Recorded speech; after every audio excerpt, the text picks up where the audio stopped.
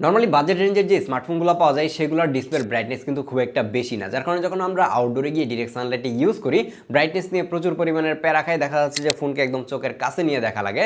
But আমার হাতের এই রেডমি S7 প্রোটা একটু ডিফারেন্ট, যদিও কিনা এটা বাজেট রেঞ্জে পাওয়া যাচ্ছে, বাট এটার ডিসপ্লের ব্রাইটনেস কিন্তু অনেক অনেক বেশি, যার কারণে যখন আপনি ডিরেক্ট সানলাইটে আউটডোরে গিয়ে ইউজ করবেন ব্রাইটনেস নিয়ে একবার আপনাকে চিন্তা করতে হবে না, কারণ এটা এনাফ পরিমাণের ব্রাইট ছিল। নট অনলি ব্রাইট ডিসপ্লে, এটার ডিজাইনটাও কিন্তু অনেক বেশি ব্রাইট এবং আমার কাছে পার্সোনালি ডিজাইনটা অনেক বেশি ভালো লেগেছে। খুব ফাঙ্কি কোনো ডিজাইন না, একদমই মিনিমাল একটা ডিজাইন। এই ধরনের ডিজাইন অনেকেই হয়তো বা পছন্দ করে থাকবেন। তার পাশাপাশি এর ব্যাক সাইডে একটা ম্যাট ফিনিশ দেওয়া হয়েছে, যার কারণে দেখতে অনেক বেশি প্রিমিয়াম লাগে আর হাতের চাপ কোনো অবস্থাতে বসে যায় না। এই ফোনটা সম্পূর্ণ প্লাস্টিক বিল্ডের, তারপরেও যখন হাতে নেবেন তখন আপনি বুঝতে পারবেন যে খুবই সলিড কিছু একটা হাতে নিয়েছেন। এই রেডমি S7 Pro এর বক্স কন্টেন্ট হিসেবে পাচ্ছেন একটা 15 ওয়াটের অ্যাডাপ্টার, A2C একটি কেবল, একটা TPU কেস এবং সিম ইজেক্টর পিন, কিছু হাবিজাবি কাগজপত্র। এই বক্সটাকে সাইডে ফেলে চলুন কথা বলা যাক এই ফোনটাকে নিয়ে। এটা বটমের দিকে যদি আপনি আসেন তাহলে একটা উদাও হয়ে যাওয়া জিনিস আপনি দেখতে পাবেন, সেটা হচ্ছে 3.5mm অডিও জ্যাক, যেটা আজকালের স্মার্টফোনের মধ্যে দেখাই যায় না, যে জিনিসটা আমার কাছে অনেক বেশি ভালো লেগেছে।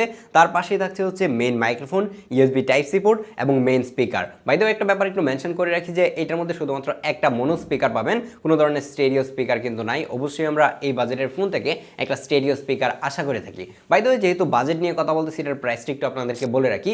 এটার 464GB একটা ভেরিয়েন্টই বাংলাদেশে অফিসিয়ালি রিলিজ হয়েছে এবং এটার দাম রাখা হয়েছে 14,999 টাকা। এবং এই বাজেটে আসলে এটা কতটা পারফেক্ট সেটা নিয়ে আমরা একটু পরেই কথা বলছি। দেন যদি আপনি এটা রাইট সাইডে আসেন তখন আপনি পাওয়ার বাটন এবং ভলিউম রকার পাচ্ছেন, এবং পাওয়ার বাটনের মধ্যেই কিন্তু এটার যে ফিঙ্গারপ্রিন্ট স্ক্যানারটা রয়েছে সেটা থাকছে, এবং এটা মোটামুটি ফাস্ট বলতে পারেন, কারণ হচ্ছে এটা দেখা যাচ্ছে যে অ্যানিমেশন ডিলে একটু রয়েছে আর একটু ফাস্ট আমরা আশা করেছিলাম। দেন যদি আপনি এটা টপ সাইডে আসেন তাহলে দেখতে পাবেন যে একদমই ফাঁকা রাখা হয়েছে, এবং লেফট সাইডে টপ কর্নারে আপনি দেখতে পাবেন যে একটা সিম ইজেক্টর রয়েছে, দুইটা সিম এবং একটা SD কার্ড ইউজ করতে পারবেন। এই ধরনের বাজেট রেঞ্জের যে ফোনগুলো রয়েছে সেগুলোতে এক্সটার্নাল SD কার্ড ইউজ করা কিন্তু খুবই ইম্পর্টেন্ট, এবং এই ব্যাপারটা আমার কাছে ভালোই লেগেছে। নাও কথা বলা যাক এটা ডিসপ্লে নিয়ে। এই জায়গায় 6.9 ইঞ্চির একটা IPS LCD প্যানেল ইউজ করা হয়েছে। এই ধরনের এন্ট্রি লেভেল বাজেটের যে স্মার্টফোনগুলো পাওয়া যায় সেগুলোর ডিসপ্লের ব্রাইটনেস খুব একটা বেশি হয় না, যার ফলে দেখা যাচ্ছে যে আউটডোরে যখন ইউজ করা হয় তখন একদমই ফোন চোখের কাছে নিয়ে যাওয়া লাগে, ঠিকঠাকভাবে দেখা যাচ্ছিল না। কিন্তু এইটা তাদের থেকে টোটালি ডিফারেন্ট। এটার পিক ব্রাইটনেস কিন্তু 800 নিট,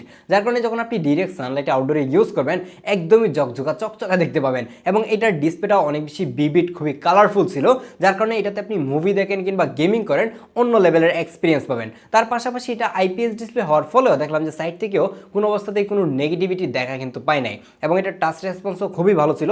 আর এটার মধ্যে কিন্তু Xiaomi wet touch technology 2.0 use করেছে। লাইক আপনি এই ফোনটা আপনার মা অথবা আপনার ওয়াইফকে গিফট করলেন, রান্নাবান্না করার সময় হাতে যদি তেলও লেগে থাকে তখনও যদি এই ফোনটাকে ইউজ করতে চাই তারপরেও কিন্তু এটার টাচ ঠিকঠাকভাবেই কাজ করবে, এবং এটার টাচ রেসপন্স নিয়ে কমপ্লেন করার কোনো সুযোগ নাই। আর যেহেতু এটার মধ্যে 120 হার্টজের হাই রিফ্রেশ রেট ইউজ করা হচ্ছে, যার কারণে একদমই বাটার স্মুথ লাগে। ম্যাক্সিমাম জায়গায় দেখা যাচ্ছে যে 120 হার্টজটা পারফেক্টলি কাজ করছিল। কিন্তু Xiaomi যদি এটাতে ওয়াটার ড্রপ নষ্ট না দিয়ে একটা পাঞ্চহোল দিয়ে দিত এবং চারপাশে চেইন বেজেলটাকে আরেকটু ন্যারো করতো তাহলে দেখতে অনেক বেশি প্রিমিয়াম লাগতো। বাট বাজেট অনুযায়ী এটা নিয়ে খুব বেশি একটা কমপ্লেন করার সুযোগ নাই। ডিসপ্লে ওভারঅল আমার কাছে পারফেক্ট লেগেছে। দেন যদি এটার পারফরম্যান্স সেকশনে আসেন তাহলে এই জায়গায় দেখতে পাবেন যে Xiaomi কিন্তু এটাতে SSD হিসেবে ইউজ করেছে UniSoc T7200 যে SSDটা রয়েছে সেটা, এবং স্টোরেজ টাইপ হিসেবে থাকছে এটার মধ্যে UFS 2.2। নরমালি এই বাজেটের ফোনের মধ্যে UFS 2.2 কিন্তু একদমই দেখা যায় না। তার পাশাপাশি এটাতে যে 4GB RAM রয়েছে সেটা কিন্তু আবার LPDDR4X এর, যার কারণে ওভারঅল এটার হার্ডওয়্যার বাজেট অনুযায়ী আমার কাছে একদমই বেস্ট লেগেছে।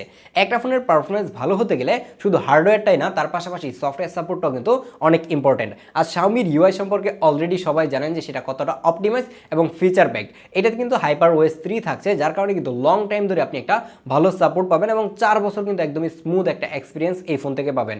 নরমালি এন্ট্রি লেভেল বাজেটের ফোনগুলো দেখা যায় যে 1-2 বছর চালানোর পরে সেটা ল্যাগ করে, হ্যাং করে, সফটওয়্যার সাপোর্ট ঠিকঠাক পাওয়া যায় না। কিন্তু সেক্ষেত্রে এই ফোনটা কিন্তু অন্যদের থেকে অনেকটাই ডিফারেন্ট, এবং আপনি লং টাইম ধরে এটাকে ইউজ করতে পারবেন। লাস্ট কয়েকদিন আমাদের টেস্টিংয়ে এই ফোনটাকে আমরা অনেকভাবে ইউজ করে দেখেছি। আমরা রেগুলার লাইফে যে অ্যাপগুলো ইউজ করে থাকি লাইক ফেসবুক, ইউটিউব, হোয়াটসঅ্যাপ, এই ধরনের অ্যাপগুলো একদমই বাটার স্মুথলি এই ফোনটাতে রান করতে পারে। যদি আপনি 4GB ভার্চুয়াল র্যাম অ্যাড করেন তাহলে দেখবেন যে অনেকগুলো অ্যাপই কিন্তু ব্যাকগ্রাউন্ডে ঠিকঠাকভাবে হোল্ড করতে পারে, খুব একটা প্রবলেম হয় না। তারপরে যদি আপনি চান তাহলে লাইট অ্যাপগুলো ইউজ করতে পারেন, তাহলে কিন্তু আপনি আরও অনেকগুলো অ্যাপ একই সাথে মাল্টিটাস্কিং করতে পারবেন। বাজেট অনুযায়ী এটার পারফরমেন্স আমার কাছে ওভারঅল পারফেক্ট লেগেছে। আপনাদের মাঝে যারা গেমার রয়েছেন, টুকটাক শখের বসে গেম টেম খেলে থাকবেন, তারা কিন্তু চাইলে 2D টাইপের যে গেমগুলো রয়েছে সেগুলো কিন্তু খেলতে পারবেন। নাও কথা বলা যাক এটার ক্যামেরা নিয়ে। এটার ব্যাক সাইডে দেখে মনে হয় যে জায়গায় দুইটা ক্যামেরা ইউজ করা হয়েছে, কিন্তু কাজের ক্যামেরা মাত্র একটা 30 মেগাপিক্সেলের, এবং এগুলোর ফটো স্যাম্পল যদি দেখেন তাহলে দেখবেন যে মোটামুটি শার্প এবং ডিটেল পিকচার কিন্তু ক্যাপচার করতে পারে, কালারটাকেও মোটামুটি ভালোই বুস্ট করে, একদম সোশ্যাল মিডিয়া রেডি পিকচার যেটাকে বলে সেটাই কিন্তু দিচ্ছে।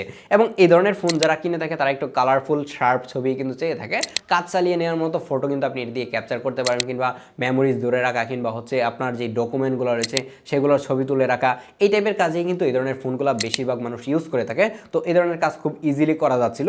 এই ফটো স্যাম্পলগুলো দেখে আই থিঙ্ক আইডিয়া করতে পেরেছেন। যখন এটা দিয়ে আমরা পোর্ট্রেট ফটোগ্রাফি করেছি তখন দেখলাম যে এইচডি টেক মোটামুটি ভালোই করতে পারে এবং ফেসটাকে কিছুটা সফট করে ফেলে। আর ফেসের যে সফটনেসটা সেটাই আই থিঙ্ক বেশিরভাগ মানুষ পছন্দ করবে। আর যদি আপনি বিউটিফিকেশন অন করে ছবি তোলেন তখন আপনাকে দেখতে আরও বেশি সুন্দর লাগবে। বাট পোর্ট্রেটে গিয়ে আমি যে প্রবলেমটা ফেস করলাম, যখন আমি ম্যানুয়ালি এটা দিয়ে যখন আমার ফেসে ফোকাস করতেছিলাম তখন টোটালি পিকচারটা ডার্ক হয়ে যাচ্ছিল। বাট সে যখন অটোমেটিকলি আপনাকে ডিটেক্ট করবে তখন যখন আপনি ফটো ক্যাপচার করবেন তখন দেখবেন যে মোটামুটি ভালো ব্রাইট পিকচার কিন্তু তুলতে পারতেছে। বাজেট অনুযায়ী এটার ক্যামেরাটা আরেকটু বেটার আশা করেছিলাম। দেন যখন আপনি ফ্রন্ট ক্যামেরায় আসবেন তখন এই জায়গায় একটা 8 মেগাপিক্সেলের ক্যামেরা পাবেন এবং এটা দিয়ে সুন্দর সুন্দর সেলফি আপনি তুলতে পারবেন। বাট এই ধরনের ক্যামেরা দিয়ে খুব বেশি মানুষজন সেলফি তুলে না, সেটাই স্বাভাবিক। এবং এই সেলফি ক্যামেরাটা দেখা যাচ্ছে যে ম্যাক্সিমাম টাইমে ভিডিও কলে ইউজ হবে, হয়তো হোয়াটসঅ্যাপ মেসেঞ্জারে ভিডিও কলে সারাদিন থাকবে। তো সেই কাজগুলো অনায়াসে কিন্তু আপনি করে নিতে পারবেন। যেহেতু ভিডিও কল নিয়ে কথা বলতেছিলাম, ভিডিও কলে কথা বললে কিন্তু ভাই ফোনের চার্জ অনেক দ্রুত ফুরিয়ে যায়। বাট এটার চার্জ আপনি শেষ করতে পারবেন না, কারণ এটার মধ্যে 6000 mAh এর একটা বিশাল ব্যাটারি দেওয়া হয়েছে এবং এই ব্যাটারি দিয়ে আপনি অনায়াসেই কিন্তু 2 দিন ব্যাটারি ব্যাকআপ পেয়ে যাবেন। এবং এই 6000 mAh ব্যাটারি কিন্তু সিলিকন কার্বন ব্যাটারি না, সেই লিথিয়াম আয়ন যে ব্যাটারিটা রয়েছে সেই ব্যাটারি। এটাতে যে 6000 mAh এর ব্যাটারিটা ইউজ করা হয়েছে এটা কিন্তু ইউরোপিয়ান ইউনিয়ন ক্লাস এ গ্রেডের যে ব্যাটারিটা রয়েছে সেটা, যার কারণে অন্যান্য 6000 mAh এর যে ব্যাটারিগুলো রয়েছে সেইগুলো থেকে কিন্তু ব্যাটারি ব্যাকআপ অনেক বেশি পাবেন। এবং সেটা আমরা রিয়েল লাইফে টেস্ট করে নিজেরাও দেখেছি যে এটা থেকে অ্যাভারেজে কিন্তু 2 দিনের মতো ব্যাটারি ব্যাকআপ আমরা পাচ্ছিলাম। আপনি যদি অনেক বেশি হেভি ইউজ করেন, গেমিং টেমিং করেন, প্রচুর পরিমাণে ভিডিও কলে কথা বলেন, তারপরেও কিন্তু 1.5 দিনেরও বেশি ব্যাটারি ব্যাকআপ কিন্তু পেয়ে যাবেন। যার কারণে এটার ব্যাটারি ব্যাকআপ নিয়ে অ্যাটলিস্ট আপনাকে টেনশন করতে হবে না। এটার ডিসপ্লের ব্রাইটনেস ফুল দিয়েও যদি আপনি আউটডোরে ইউজ করেন তারপরেও দেখবেন যে এটার চার্জ কিন্তু শেষ হচ্ছে না। তো এখন ফাইনালি কথা হচ্ছে যে এই ফোনটা আসলে কারা কিনবে। আপনি যদি এমন একজন ইউজার হয়ে থাকেন যার লম্বা সময় ধরে ব্যাটারি ব্যাকআপ লাগবে, আউটডোরে প্রচুর সময় কাটান, হয়তো আপনি পাটাও রাইড করেন কিংবা আউটডোরে আপনার কাজবাজ বেশি থাকে, ফোনের ডিসপ্লের ব্রাইটনেসটা অনেক বেশি হতে হবে, ফোনের মধ্যে অনেক বেশি মিডিয়া কনজিউম করেন, তাদের জন্য কিন্তু এটা একটা বেস্ট চয়েস। বাট এটার ইমপ্রুভমেন্ট আমার কাছে মনে হয়েছে যে ক্যামেরাতে আরেকটু ইমপ্রুভমেন্ট দরকার ছিল। তাছাড়া ওভারঅল সবকিছুই আমার কাছে ভালোই লেগেছে। দেখা হচ্ছে পরবর্তী ভিডিওতে। আল্লাহ হাফেজ।